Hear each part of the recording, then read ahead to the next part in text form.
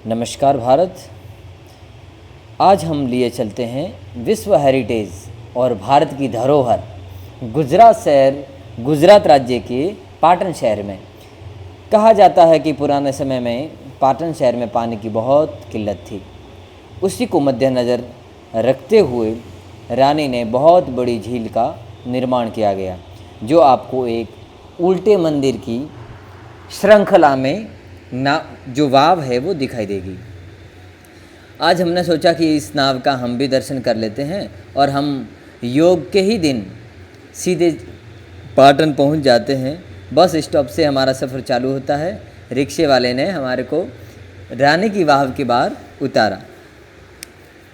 हर रोज़ की तरह वहाँ पे अंदर जाने के लिए टिकट लगती है, लेकिन योग दिवस होने के कारण हमारा टिकट नहीं लगा था।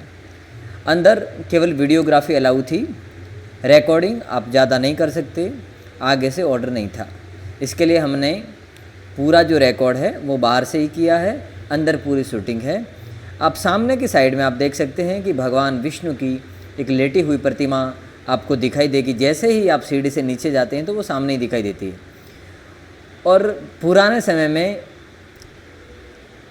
खोदने के कारण खोदते समय कुछ जो पिलर हैं, उसके स्तंभ हैं, वो थोड़े डैमेज हुए हैं। उसकी वजह से अंदर जाना आपको अलाउ नहीं करेंगे, जिससे आप दूर से ही केवल मूर्ति को देख सकते हैं। बाहर के भागों में जाना अलाउ है।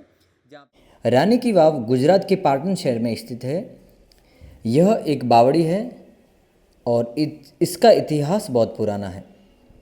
रानी की वाव को 11वीं शताब्दी के चालुक्य राजा भीमसेन प्रथम की पत्नी उदयमती ने बनवाया था।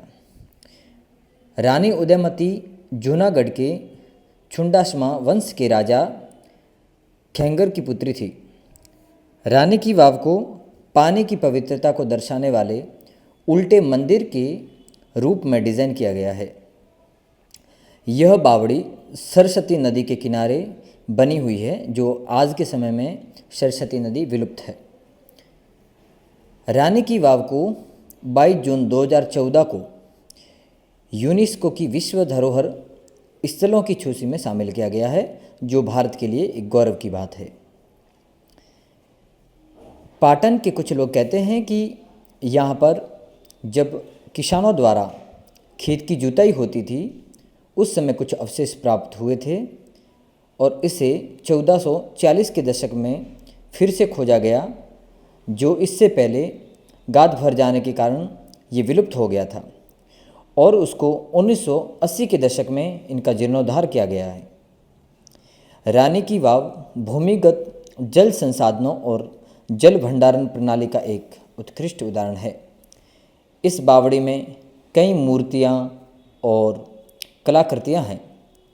इसमें भगवान विष्णु की बहुत ही सुंदर प्रतिमा दिखाई देती है, जो आप सामने की साइड से ही देख सकते हैं।